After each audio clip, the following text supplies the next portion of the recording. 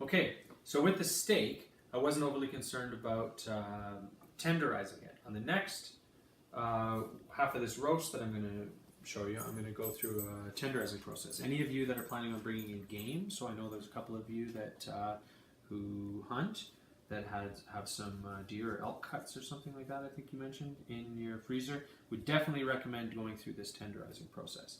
So I'm just going to separate this inside round roast into 2 halves, trim off a little bit of this fat, and it's called silver skin, which is this fascia, that connective tissue, I think, that separates the different muscle groups. And again, we've got a little guy that really likes that stuff.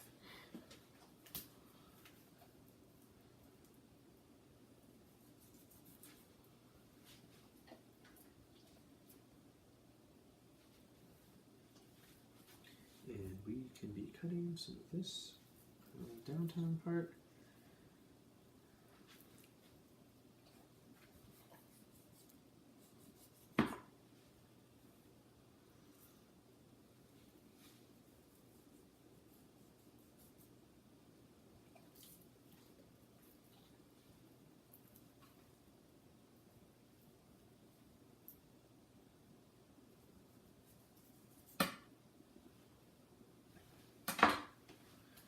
Can you see his face? Mm-hmm. Oh, he's so talented. Can he sing? Sing.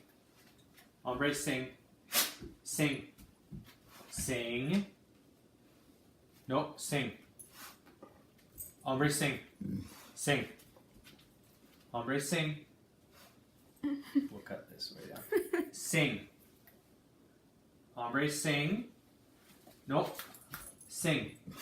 Hombre, sing. How? Sing. Ow. How?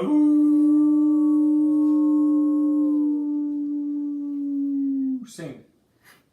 Hombre, sing. How? Sing. Oh, he knows how to do it.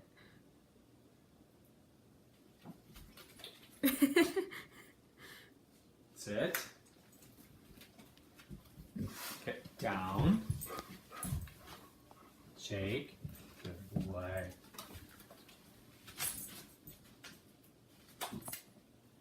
Alright. Okay, so lots of that will cut. Okay, so with the round roast, I'm going to do, I really do like going with the grain way more, so I'm going to do a bunch of that, and then I might do a couple of little bits of going cross grain. So again, about 3/4 of an inch. That one's a little thin.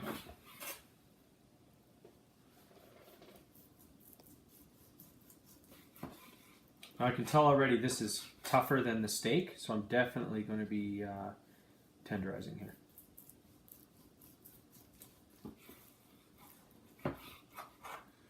The nice thing about the roast, though, you will get thin, but way wider strips.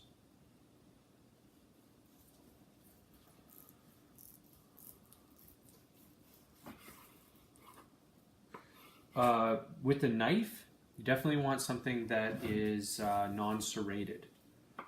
You don't want to be chewing up the meat. You want to be getting nice clean cuts. So a real sharp, thin, non-serrated knife.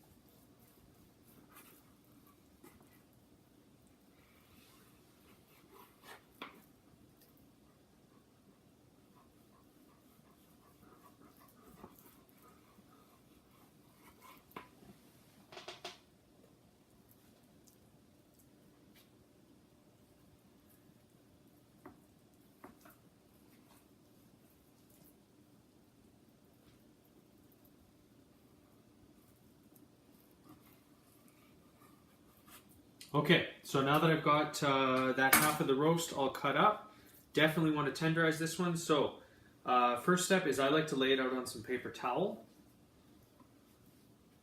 just to absorb any splatters. Definitely don't want to make a mess in the kitchen, although Ombre might not mind some splatters going around. I'm going to do this in 2 batches. Then I'm going to fold the paper towel over on itself so both sides are covered, and I'm going to slip it into a Ziploc bag, a heavy-duty Ziploc bag, and this is just going to prevent any chance of splatters. Then I don't have a meat tenderizer, I don't have a big mallet, but I do have a rolling pin, and it'll work just as good. And this is the fun part. Make sure you're on a sturdy surface. You're not going to be cracking the glass top of the stove or anything like that. Inside the Ziploc, inside some paper towels, and just beat the crap out of it.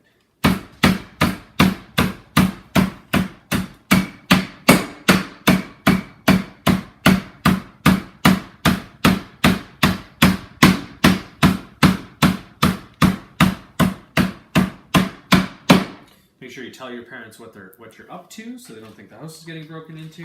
I'm going to flip it over, and what this is doing is just breaking down those tissues. It's going to make it more tender. I think it's going to make it absorb that marinade faster and more of it. You can see here I split the Ziploc, so that's why I like to use the paper towels as well, just to prevent any splatters of any juices here. And I'm going to go through that process again.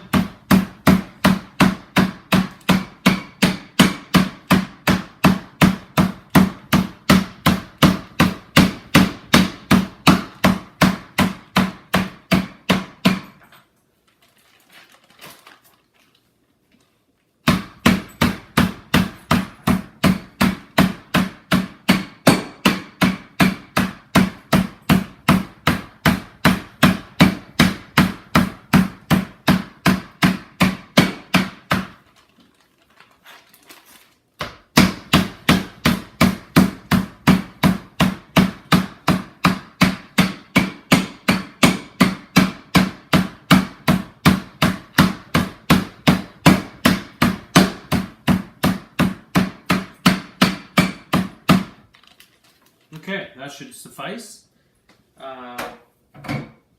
Be interesting to see the difference between the steak that I didn't tenderize and the roast that I did. So now, let's just take that out.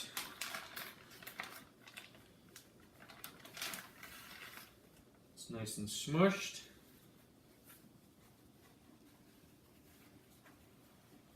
What is going on here? There we go.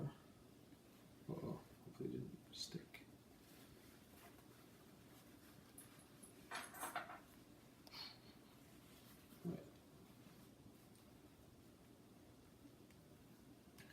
Okay, so you can see here, it is definitely not looking the same as the non-tenderized counterparts.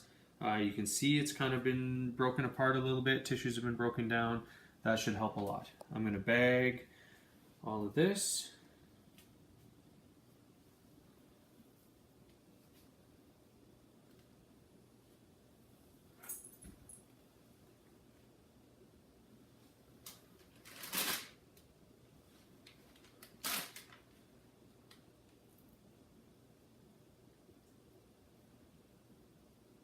Peel off any little bits of paper towel. If your parents have a tea towel that they don't mind getting a little bloody, you have less chance of getting a little bit stuck to it. I am going to throw in these little bits that didn't fit in the paper towel as a bit of an experiment and see if I can tell the difference between the tenderized and the non-tenderized. All right, wash my hands. Oh, one more strip.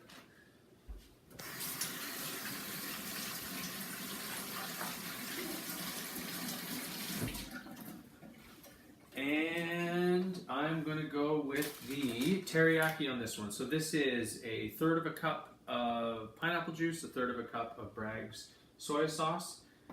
Throw that in. And I'm going to throw in some ginger, just a good handful of ginger. You know what? Let's go crazy. Let's make that 2 handfuls of ginger. Shabamsy. And I'm going to throw in a sprinkling of cumin.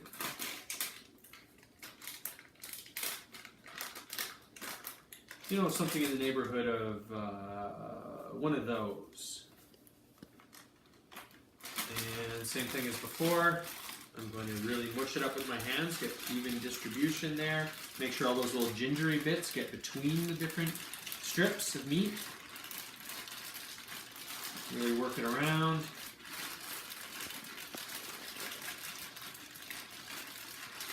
That smells really good. Can't recommend pineapple juice enough if you're when you're coming up with your ideas for different marinades. The acidity and the tanginess of it really help. But again, I'll post a couple different links with all kinds of recipes for marinades. But again, cut back on the salt. A lot of them call for brown sugar as well, which I don't really think is necessary. The honey garlic one, obviously there's going to be some sugar in that one. But since we're going to be freezing these, aren't going to be sitting in a gas station in a container on the counter for months on end. These are going in the freezer, so we don't need to worry about the curing with the excess amounts of salt, which isn't really good for us. Loose knot, once I squeeze all the air out. And there is my teriyaki. And